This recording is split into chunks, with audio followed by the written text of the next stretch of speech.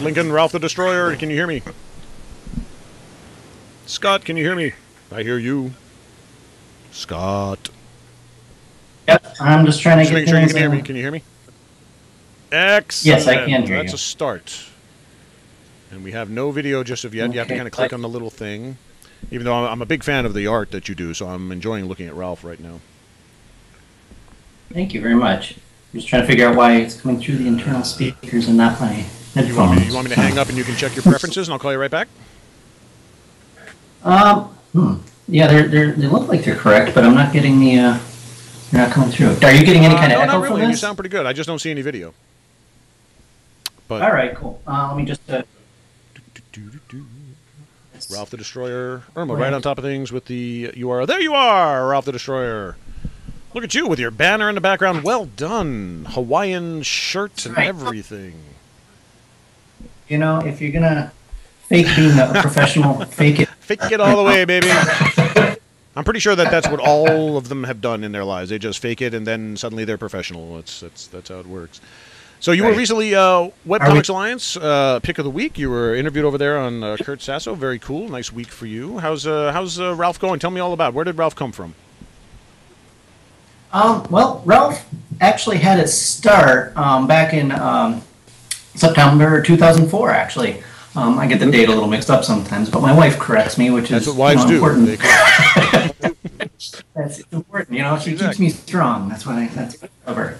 And I always think of my wife as kind of like the co-processor, you know. If you remember those days with co-processors. But Ralf started when I was teaching class. I was, for a number of years, I had been apprenticing as a cartoonist with Guy Gilchrist. That was very interesting stuff, yeah. Yeah, with Nancy, you did a lot of work with Nancy and all that, yeah.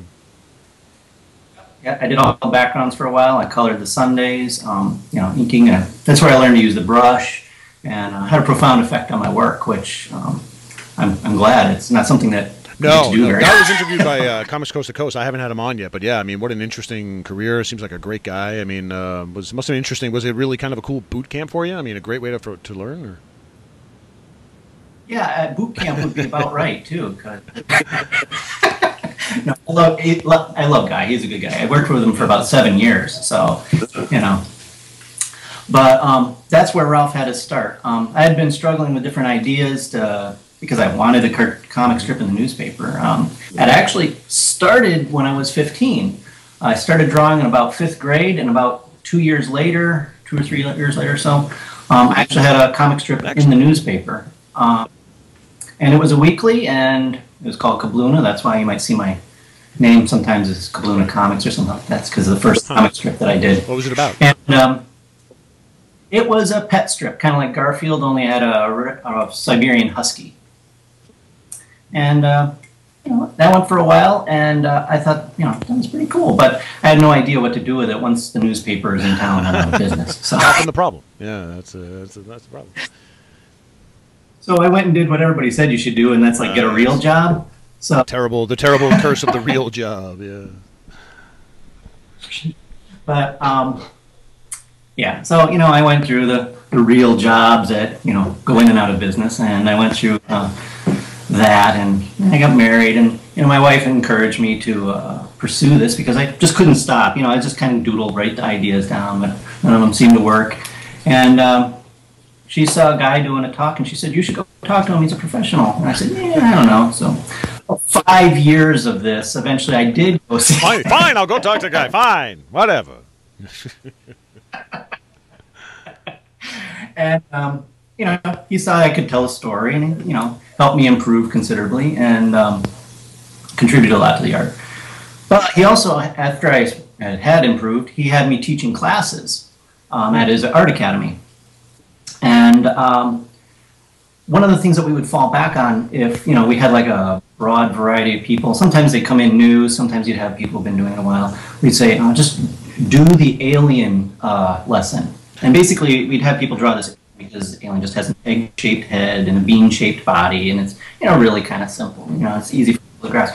I was surprised how many times that, you know, we had people literally in there that were like 7 years old and 70 years old, you know, and, you know, filled in between. And it didn't matter. They all seemed as like, okay, let's draw an alien. They're like, oh, that seems kind of cool. And I thought, gee, you know, aliens have so broad of an appeal, and I can't flip through the channels on TV without, you know, ancient aliens, history, like, you know, Discovery, you know. Oh, I'm a little surprised they're on the History Channel. They don't seem very historical to me, but I do enjoy them anyway. So yeah.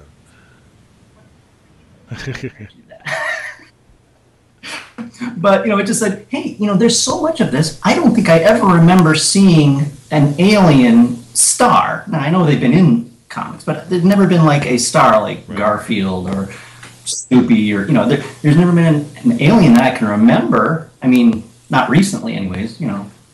Brendan Burford corrected me on that. There have been, but you have to go back to like the 1920s to find if you go back to them, 1920, you know a lot about comics that I don't know. Let's put it that way. Which I have a lot of respect for. He knows that. Wow. But so I went and I said, "Hey, Guy, you know, why, you know, has anybody ever done a strip about an alien?" And he goes, "Oh, no." And I said, "Why is that?" And he says, "Oh, it's because it's impossible." And then the little challenge hackles went up. Hey, wait a second. You're gonna climb a mountain, make it Mount Everest. You know, that's. But here's the key. The key, you know, remember a quote. It says, you know, ask the experts what can and can't be done, you know, and why, then do it.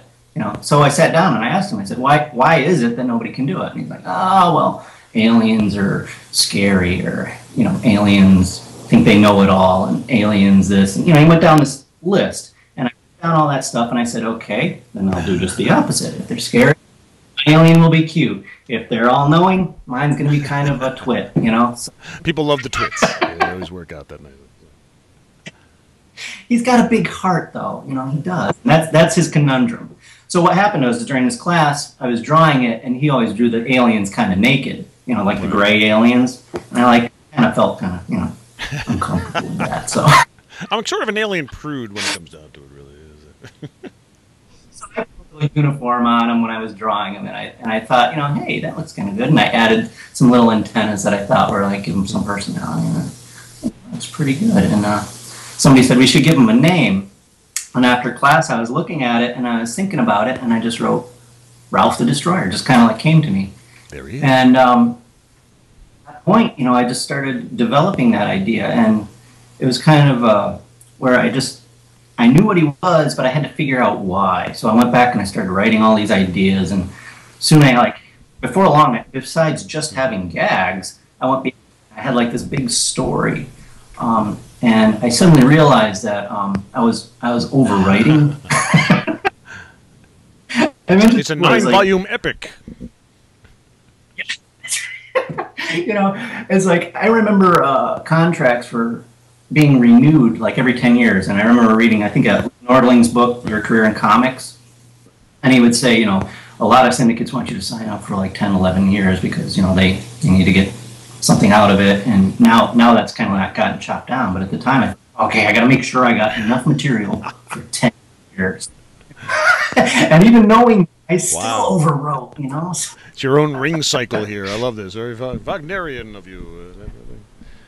Well, cool and innovative is if I could do like a comic book series side by side. Like the strip tells one aspect of it, like Earth dealing with people, and the other part tells how he gets to be the Destroyer, which is quite kind of a whole other story. Sounds like you got your work cut out for you, my friend. So I know that it's sort of an all ages thing, and it's got a deeper storyline. There's all sorts of stuff going on. You can read a good synopsis of it over at the Webcomics Alliance, and of course go to RalfTheDestroyer.com. And that's Ralph with an R-A-L-F, just to freak people out. No PHs there. So, but it's I like. It's great to meet you, sir. I got to run to the next one, and I'm becoming a fan. I was reading through it. I love the art. I mean, you know, you've caught me with your art, and that's usually the first thing for me. So I'm very, very happy with that. So I'm hoping people will go check it out, and I'll talk to you soon. Thank you for coming by, man. All right. Well, thank you very much. You have a great day. Scott Lincoln working on his stuff. I did his board. I like the guys who are just sitting there at their boards. It's very cool. I am now going